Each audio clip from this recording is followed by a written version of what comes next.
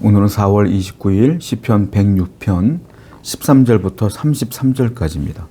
오늘 본문은 이스라엘 백성들이 하나님을 원망합니다. 그리고 불평합니다. 죄를 짓습니다. 그럼에도 불구하고 하나님께서는 그들의 죄를 용서하는 장면이 나와요. 자, 그들이 왜 죄를 지을까요? 그리고 하나님은 왜 용서했을까요?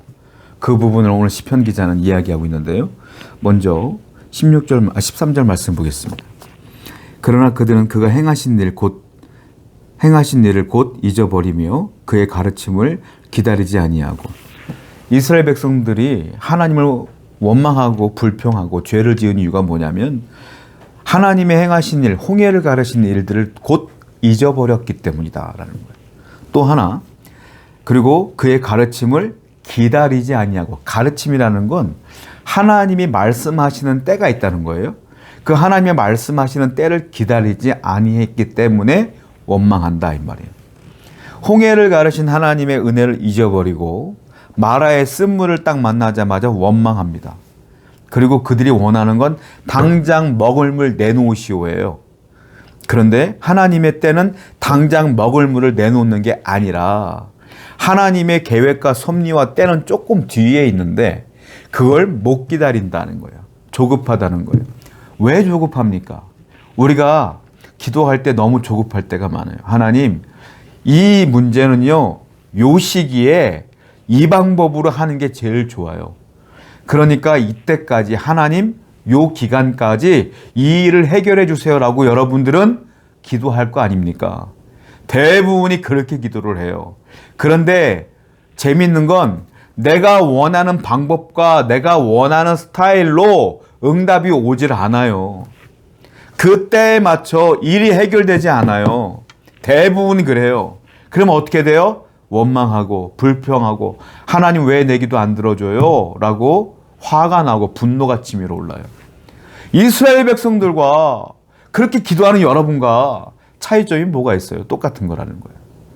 우리가 왜 원망하고 왜 불평합니까? 하나님의 때를 기다리지 못하기 때문이고 홍해를 가르신 하나님의 은혜를 잊어버렸기 때문에 그래요. 은혜를 잊어버린 사람들은 조급할 수밖에 없어요. 은혜를 기억하는 사람은 예전에도 하나님께서 이런 문제 이렇게 저렇게 이끌어 주셨는데 이번에도 이런 방법 저런 방법 나는 모르겠지만 하나님께서 아는 방법으로 해결해 주실 거야 라고 믿는 거죠. 은혜를 기억하는 사람은 조급하지 않아요. 은혜를 기억하는 사람은 또 하나님의 때를 기다릴 수 있어야 돼요. 여러분도 그래야 돼요. 우리 모두 하나님의 때를 기억합시다. 하나님의 시간을 기다립시다. 하나님의 은혜를 기억하시는 여러분 되기를 축원드립니다. 19절 말씀 볼까요? 그들이 호렙에서 송아지를 만들고 부어 만든 우상을 경배하여 자기 영광을 풀먹는 소의 형상으로 바꾸었도다. 23절 그러므로 여호와께서 그들을 멸하려 하였으나 그가 택하신 모세가 그 어려움 가운데서 그의 앞에 서서 그의 노를 돌이켜 멸하시지 아니하게 하셨도다. 이스라엘 백성들이 원망하며 금송아지를 만들었어요. 우상 숭배했어요. 그때 하나님이 그들을 다 멸하려고 했을 때 모세가 하나님께 나아가서 기도합니다. 하나님, 이들 다 죽여버리면 세상 사람들이 비웃습니다. 너의 신은 어떻게 애굽에서 그들을 끌어내어 광야에서 죽게 하느냐.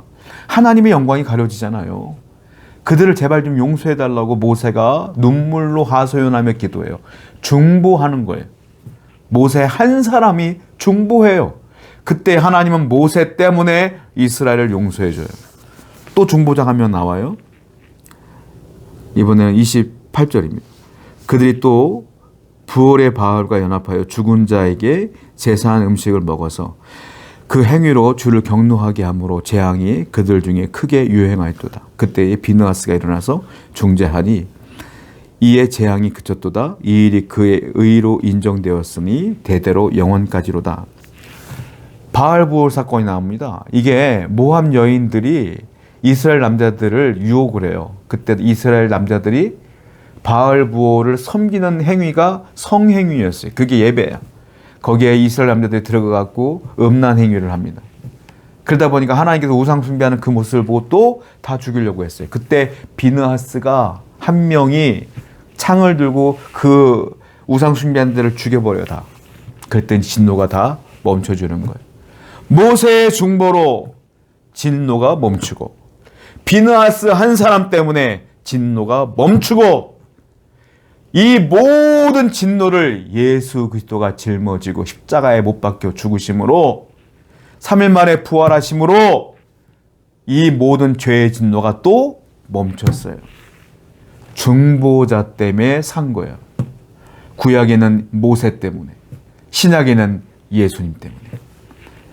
그러므로 우리는 지금도 누구를 의지해야 될까요? 예수 그리스도를 의지해야 돼요. 주님만을 바라봐야 돼요.